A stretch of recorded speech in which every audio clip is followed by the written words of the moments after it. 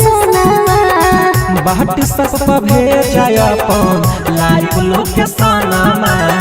Hello hello बड़े परेशान है तोरा बिन रे सोनावा बाट सब पर भेजा अपन लाइव लोकेशन में।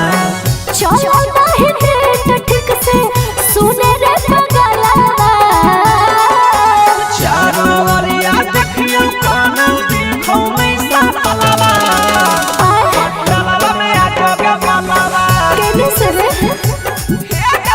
पंडलवा में आजो के मालावा समझ में नहीं आ रहा पंडलवा में आजो के मालावा।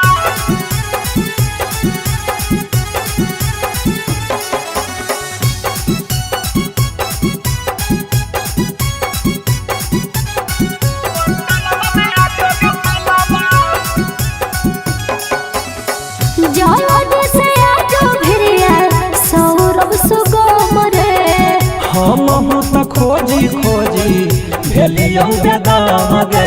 केने रे जवानी से आजो भिरिया सौरभ सुगम रे हम तो खोजी खोजी भेलियो बेदाम गे।